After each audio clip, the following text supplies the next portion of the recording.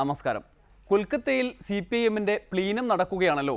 ഒരു ഭാഗത്ത് വർഗീയ വിരുദ്ധ നിലപാടുകൾ ശക്തിപ്പെടുത്തേണ്ടതിനെക്കുറിച്ച് ആലോചിക്കുന്നു. മറുഭാഗത്ത് നൈസായി ചിലർ കോൺഗ്രസുമായി സഖ്യം കൂടേണ്ടതിനെക്കുറിച്ച് പറയുന്നു. എന്തൊക്കെ വീണ്ടും കാണേണ്ടി വരുമോ എന്തോ. CPIMനെ പ്ലീനം രക്ഷിക്കട്ടെ. ഇന്നത്തെ ഡെമോക്രസി തുടങ്ങുകയാണ്. എല്ലാവർക്കും സ്വാഗതം. മാണിയുടെ കൂട്ട് അവസാനിപ്പിച്ചതോടെയുണ്ടായ ഏറ്റവും നല്ല ഒരു കാര്യം PC ജോർജ് വീണ്ടും കർഷക സ്നേഹിയായി എന്നതാണ്.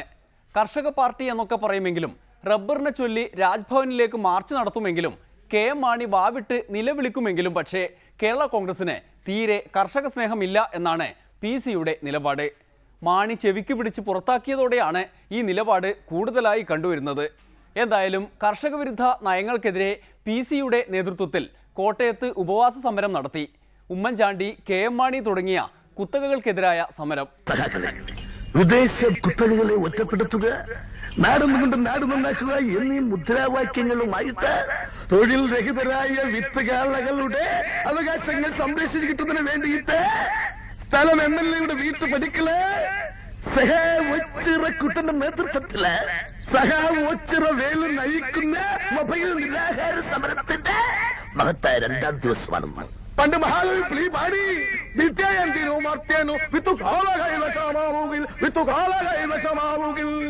പരമ്പര ഗതാഗത പ്രത്യുത്പാദന രംഗത്തിനെ അട്ടിമറിക്കാൻ പ്രത്യുത്പാദന രംഗത്ത് യാതൊരു പാരമ്പര്യവുമില്ലാത്ത ഒരു പീറ ചെറുക്കന് ഡോക്ടർ പട്ടം കൊടുത്ത് ഇങ്ങോട്ടേക്ക് അയച്ച വ്യവസ്ഥിതിയെ, ആ യാഥാസ്ഥിതിക വ്യവസ്ഥിതിയെ ഞാൻ ചോദ്യം ചെയ്യുകയാണ്.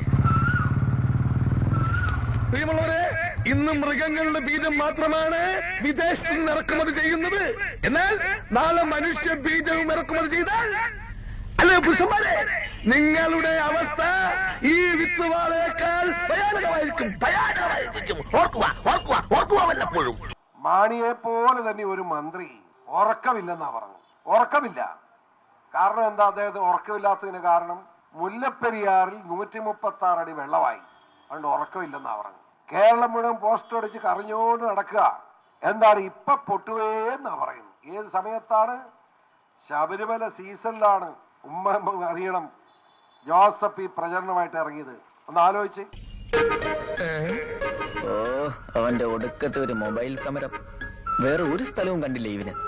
എന്റെ മൊബൈൽ സമരം തകർക്കാനുള്ള പദ്ധതിയുമായിട്ടാണ് ആ കൊച്ചുവണ്ടി ഇങ്ങോട്ട് വന്നിരിക്കുന്നത്. PC ഇവിടെ കിടക്കുമ്പോൾ മാണി അങ്ങ് രാജ്ഭവന് മുന്നിലും ഒരു സമരം പ്രഖ്യാപിച്ചിട്ടുണ്ട്. അതും കർഷകർക്ക് വേണ്ടി തന്നെ, പ്രത്യേകിച്ചും കേരള കോൺഗ്രസിന്റെ സ്വന്തം റബ്ബർ കർഷകർക്ക് വേണ്ടി. ഇടതുപക്ഷം ഒരേ കരളും ഒരൊറ്റ മനസ്സുമായി PC-ക്കൊപ്പമുണ്ട്. എല്ലാ പാർട്ടിക്കാരും നേതാക്കളെ സമരപന്തലിലേക്ക് അയച്ചു. എന്നാൽ മാണിയുടെ സമരത്തെക്കുറിച്ച് ഉഴവൂർ വിജയന് തീരെ അഭിപ്രായമില്ല. എന്താ പരിപാടി എന്ന് പോലും എനിക്ക് പിടികിട്ടിയില്ല. ഒരു മൈക്കുമായിട്ട് മാണി സാർ അങ്ങോട്ട് ഓടുന്നു ഇങ്ങോട്ട് ഓടുന്നു. തിരുവനന്തപുരം ഭാഗത്താണ്. അദ്ദേഹം ഒട്ട് ഇരുന്നുമില്ല ഉപവാസം. മറ്റുള്ളവർ പറഞ്ഞു നിങ്ങൾ ഇരുന്നോ, ഞാൻ വൈകുന്നേരം ആകുമ്പോൾ തിരിച്ചു വരാമെന്ന് പറഞ്ഞു. വൈകുന്നേരം വന്നപ്പം ആരെയും അവിടെ കാണാനില്ല എന്നാണ് അറിയാൻ കഴിഞ്ഞത്.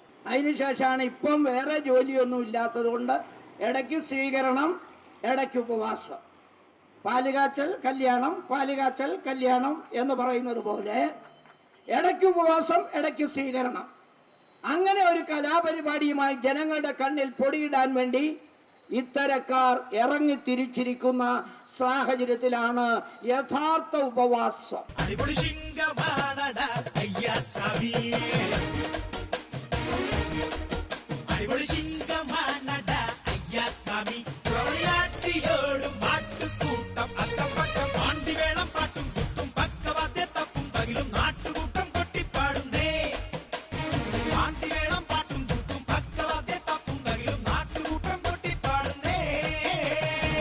കർഷകരെ ദ്രോഹിച്ചവരുടെ സ്ഥാനം നരകത്തിലായിരിക്കും. PC ജോർജും അതുപോലെ അരവിന്ദാക്ഷനും ഞാനും ഒക്കെ, നിങ്ങളെല്ലാവരും, ഷോണോതെ, നിങ്ങളൊക്കെ സ്വർഗത്തിലായിരിക്കും. അപ്പൊ മാണി സാറിനെ ഈ സ്വർഗത്തിന്റെ സൈഡിൽ കൂടെയാണ് നരകത്തിലേക്ക് കൊണ്ടുപോകുന്നത്. ക്രിസ്ത്യാനികളുടെ നിയമം അനുസരിച്ച് ശുദ്ധീകരണ സ്ഥലത്ത് വേണേ കയറ്റാം, പക്ഷേ മാണി സാറിനെ കയറ്റത്തില്ല. നേരെ വണ്ടി സൈറനടിച്ച് നരകത്തിലേക്ക് കൊണ്ടുപോകത്തേ ഉള്ളൂ. അവിടെ ചെന്ന് കഴിഞ്ഞാൽ ഹിന്ദുക്കളുടെ ആചാരപ്രകാരമാണെങ്കിൽ എണ്ണയിലൊക്കെ ഇട്ട് വറക്കുമെന്നാണ് പറയുന്നത്. വറുത്തോട്ടെ, അതില്ല നമുക്കൊരു പ്രയാസം ഉണ്ടായില്ല. നമ്മൾ സ്വർഗത്തിൽ ഇരുന്ന് കാറ്റടിക്കുക ഇവർ കടന്നു പോകുമ്പോൾ എന്നുള്ളതല്ലാതെ. ഇനി എണ്ണയ്ക്ക് എന്തെങ്കിലും കുറവ് വന്നെങ്കിൽ 2 കിലോ മേടിച്ചു കൊടുത്താലും വേണ്ടില്ല. ഇവരെയൊക്കെ എണ്ണയിലിട്ട് വറക്കാതെ ഈ നാട്ടിലെ കർഷകർ രക്ഷപ്പെടാൻ പോകുന്നില്ല സുഹൃത്തുക്കളെ.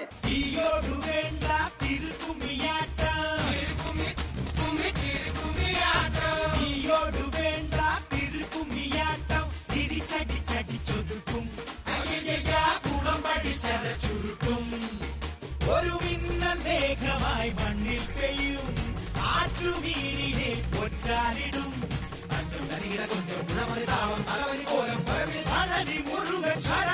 എത്ര ആഘോഷിച്ചാലും LDF-ൽ ഒരു പ്രവേശനം കിട്ടുന്നതിന് വേണ്ടിയുള്ള പെടാപ്പാടാണ് എന്നൊക്കെ മാണിയും കൂട്ടരും പറയും. PC-ക്ക് അതങ്ങ് തള്ളിക്കളയാൻ കഴിയില്ല. സംഗതി സത്യമാണല്ലോ. ഗാന്ധിജിയുടെ സഹനസമര പാതയിലൂടെ PC തേരോട്ടം നടത്തുന്നു എന്നൊക്കെ പറയാം. ഉഴവൂർ വിജയൻ ആവർത്തിച്ചു പറയുന്നതും അതുതന്നെയാണ്. സൂര്യനസ്തമിക്കാത്ത ബ്രിട്ടീഷ് സാമ്രാജ്യത്തെ ഇന്ത്യയിൽ നാട്ടിപ്പായിക്കുന്നതിന് വേണ്ടി അദ്ദേഹം ഉപയോഗിച്ച സമരമാർഗമാണ് സഹന സമരം, സത്യാഗ്രഹ സമരം. ആ സത്യാഗ്രഹ സമരം ഈ പാവപ്പെട്ട കർഷകന് വേണ്ടി, കർഷകനെ ദ്രോഹിക്കുന്നവനെ ഈ നാട്ടിൽ നാട്ടിപ്പായിക്കുന്നതിന് വേണ്ടിയുള്ള ഒരു സമരത്തിന്റെ തുടക്കമായി ഈ ഉപവാസ സമരത്തെ ഞാൻ കാണുകയാണ്.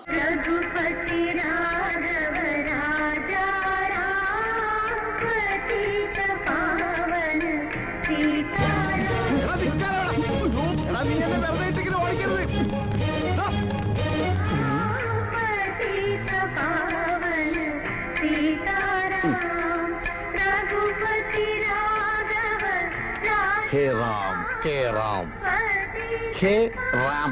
ഹായ്, കയറി ഇരിക്കാനല്ലേ പറഞ്ഞത്? ഒരു നിമിഷം ഞാൻ മഹാത്മാവിനെ ഓർത്തു. എന്താ വെളുത്ത വസ്ത്രങ്ങൾ അണിഞ്ഞത്? വിധവനാണോ? അല്ല, ഞാൻ ഈ പ്രസ്ഥാനക്കാരനാ. കന്നിക്കണ്ട കള്ളനും കുള്ളനും കൊള്ളക്കാർക്കും പിടിച്ചുപറിക്കാർക്കൊക്കെ ധരിക്കാവുന്ന വസ്ത്രമായി മാറിയിരിക്കുന്നു ഇപ്പൊ ഇത്.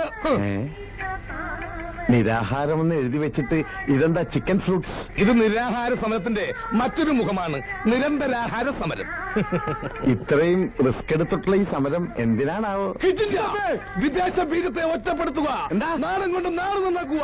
PC ജോർജ് സർക്കാർ വിരുദ്ധ സമരവുമായി ഇറങ്ങിത്തിരിച്ചപ്പോൾ പാവം തിരുവഞ്ചൂർ രാധാകൃഷ്ണൻ വീണ്ടും അബദ്ധത്തിൽ ചെന്ന് ചാടി. ചലച്ചിത്ര പുരസ്കാര വിതരണ വേദിയിൽ തിരുവഞ്ചൂർ രാധാകൃഷ്ണൻ പണ്ടേ പല നിലയിലും പ്രശസ്തനാണല്ലോ. സിനിമാ മന്ത്രിയായതിനു ശേഷം ആ മേഖലയിൽ നൽകിയ കണക്കറ്റ സംഭാവനകളിലൂടെ നിരന്തരം വിനോദ വാർത്തകളിലും ഇടം പിടിച്ചു. കഴിഞ്ഞ വർഷത്തെ ചലച്ചിത്ര പുരസ്കാര പ്രഖ്യാപന ചടങ്ങിൽ പുരസ്കാര ജേതാക്കളുടെ പേരുകൾ വിവിധ രൂപത്തിൽ വ്യാഖ്യാനിച്ച് ഉച്ചരിച്ചും ഭാഷാ പ്രാവീണ്യം തെളിയിച്ചു. തിരുവഞ്ചൂർ ശ്രദ്ധേയമായ പ്രകടനം അങ്ങനെ കാഴ്ചവെച്ചു. എന്നാൽ തൻ്റെ ഭാഷാ പ്രാവീണ്യം സ്വന്തം മണ്ഡലക്കാരുടെ മുന്നിൽ തെളിയിക്കേണ്ടതുണ്ട് എന്നുള്ളതുകൊണ്ട് തിരുവഞ്ചൂർ ചലച്ചിത്ര പുരസ്കാര വിതരണം കോട്ടയത്താക്കി. അങ്ങനെ കൂടി നിന്ന ആയിരങ്ങൾക്ക് മുന്നിൽ തിരുവഞ്ചൂർ എന്തു പറയുമെന്ന് ഏവരും ആകാംക്ഷയോടെ കാത്തുനിൽക്കുകയായിരുന്നു.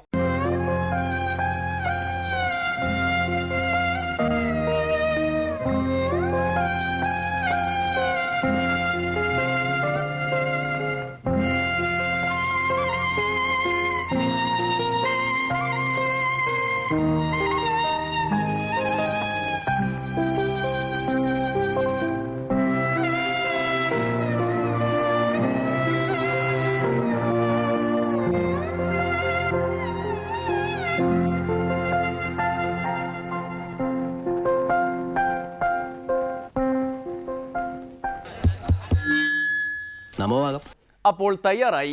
ഇനി ശരിയായി മാത്രം പ്രസംഗിച്ച് വന്ന് അവസാനം തകർക്കലുകൾ നടത്തുന്ന തിരുവഞ്ചൂരിനെ കാണാം. മോഹൻലാലിനെ മലയാളികളുടെ കണ്ണുണ്ണിയാക്കി കളഞ്ഞു. ലാലിസത്തിലൂടെ അപമാനിച്ചു വിട്ടതല്ലേ?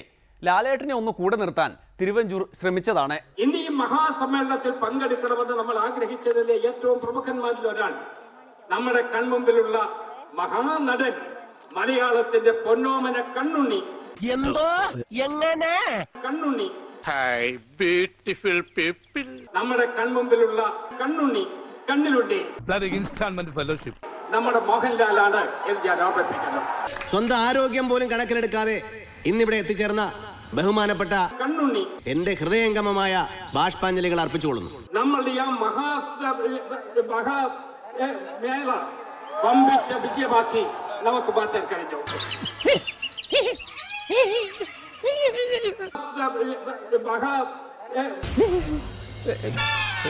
ശ്രീ മോഹൻലാലിനെ ഞങ്ങൾ ഈ പട്ടണത്തിന് വേണ്ടി, ഈ ചലച്ചിത്ര രംഗത്തുള്ള മുഴുവൻ ആളുകളെയും അവരുടെ നിറഞ്ഞ ഹൃദയത്തോടുകൂടി ഞാൻ ഒരിക്കൽ കൂടി സന്തോഷത്തോടുകൂടി അനുസ്മരിക്കുകയാണ്. എന്റെ ഹൃദയം നിറഞ്ഞ ആദരാഞ്ജലി. ശ്രീ മോഹൻലാൽ ഇവിടെ അദ്ദേഹത്തിന് ഹൈദരാബാദിലായിരുന്നു ഷൂട്ടിംഗ്. ഇന്നലെ അദ്ദേഹം ഹൈദരാബാദിലായിരുന്നു. നാളെ രാവിലെ അദ്ദേഹത്തിന് ഹൈദരാബാദിൽ പോകേണ്ടതാണ്. ഈ കോട്ടയം അവാർഡ് ദാനത്തിൽ പങ്കെടുക്കുന്നതിന് വേണ്ടി മാത്രമാണ് അദ്ദേഹം കേരളത്തിലും കോട്ടയത്തും എത്തിയത് എന്ന് ഞാൻ ഓർമ്മിപ്പിക്കുന്നു. അതിന് ഞങ്ങൾക്കും സംസ്ഥാന ഗവൺമെന്റിനുമുള്ള നന്ദി ഒരിക്കലും ഞാൻ മറച്ചു വെക്കുന്നില്ല. ആ നന്ദി സന്തോഷത്തോടു കൂടി രേഖപ്പെടുത്തുകയും ചെയ്യുകയാണ്. ഇന്ന് ഈ സുദിനത്തിൽ ഇവിടെ എത്തിച്ചേർന്ന അദ്ദേഹം എത്രയും പെട്ടെന്ന് യശശരീരായി തീരട്ടെ എന്ന് ഞാൻ പ്രാർത്ഥിക്കും. എന്തോ എങ്ങനെ കണ്ണുണ്ണി ഹായ് ബ്യൂട്ടിഫുൾ പീപ്പിൾ. പ്രസംഗം കലക്കി, എന്നാലും പഹയ മലയാളത്തിൽ നിനക്ക് ഇത്ര വിവരം ഉണ്ടെന്ന് വിചാരിച്ചിട്ടില്ല. അതൊക്കെ ആവശ്യമുള്ളപ്പോൾ എടുത്ത് കാച്ചിയാൽ മതിയല്ലോ എന്ന് കരുതിയാ. മാത്രമല്ല, മലയാളത്തിലെ കടുകെട്ടി വാക്കുകൾ നിങ്ങളെ പോലുള്ള മാനദണ്ഡമുള്ളവരോട് പറഞ്ഞിട്ട് എന്താ കാര്യം? മാനദണ്ഡം എന്ന് വെച്ചാ? മാനദണ്ഡം എന്ന് പറഞ്ഞാൽ മനസ്സിന്റെ ദണ്ഡം, വിഷമം, മനപ്രയാസം. ഓ, പഹയ ഒരു കവിത എഴുതി കൊടുത്ത എനിക്ക് സമയമാവട്ടെ, എഴുതിക്കളെ. അത് മതി. കാര്യങ്ങൾ വിശദമായി തന്നെ പറഞ്ഞൊപ്പിച്ച തിരുവഞ്ചൂരിനെ ലാലേട്ടന്റെ പ്രശംസയും ജന്മദിനാശംസയും തിരിച്ചു കിട്ടി. സിനിമയെയും സിനിമാ പ്രവർത്തകരെയും മനസ്സിലാക്കുകയും അവരുടെ പ്രശ്നങ്ങൾ മനസ്സിലാക്കുകയും അവർക്ക് സഹായം ചെയ്ത് നൽകുകയും ചെയ്യുന്ന ഒരു മന്ത്രിസഭയാണ് ഇപ്പോൾ നടക്കുന്നത്. അതുകൊണ്ട് തന്നെ സിനിമാ പ്രവർത്തകർക്കും കുടുംബങ്ങൾക്കും എല്ലാം അവരോട് നന്ദിയുണ്ട്. പ്രത്യേകിച്ച് ഇന്ന് തിരുവഞ്ചൂർ സാറിൻ്റെ പിറന്നാൾ കൂടാണ്. അദ്ദേഹത്തിന് എൻ്റെ പിറന്നാൾ ആശംസകൾ. മാത്രമല്ല, തിരുവഞ്ചൂരിന്റെ സ്വന്തം കോട്ടയത്തോടുള്ള തന്റെ സ്നേഹബന്ധത്തെക്കുറിച്ച് വാചാലനാവുകയും ചെയ്തു. ഞാൻ വിശിഷ്ട അതിഥിയായിട്ട് വന്നതല്ല. ഞാൻ മലയാള സിനിമാ കുടുംബത്തിലെ ഒരു ഭാഗമാണ്. ഒരുപാട് ബന്ധങ്ങളുള്ള ഒരു നാടാണ് കോട്ടയം. ഒരുപാട് സിനിമകൾ ഞാൻ ഇവിടെ ചെയ്തിട്ടുണ്ട്. ഒരുപാട് നല്ല കഥാപാത്രങ്ങൾ എനിക്ക് ഇവിടെ നിന്ന് അഭിനയിക്കാൻ കഴിഞ്ഞിട്ടുണ്ട്. അതുകൊണ്ട് തന്നെ കോട്ടയം എനിക്ക് വളരെ പ്രിയങ്കരമായ സ്ഥലമാണ്. വളരെ കാലത്തിന് ശേഷമാണ് ഞാൻ കോട്ടയത്തെ ഒരു സിനിമ ചടങ്ങുമായിട്ട് വരുന്നത്. ഇതിനു മുമ്പ് വന്നത് ബഹുമാനപ്പെട്ട മുഖ്യമന്ത്രിയുടെ ക്ഷണപ്രകാരം പുതുപ്പള്ളി പള്ളിയിലായിരുന്നു. അത് ശരി, ഇപ്പോൾ തിരുവഞ്ചൂർ വിളിച്ചതുകൊണ്ട് വന്നു. പണ്ടൊരിക്കൽ ഉമ്മൻചാണ്ടി വിളിച്ചതുകൊണ്ട് പുതുപ്പള്ളിയിലേക്കും പോയി. ആകപ്പാടെ കോട്ടയത്ത് പരിപാടികൾക്ക് പോയത് ഇത്ര മാത്രം.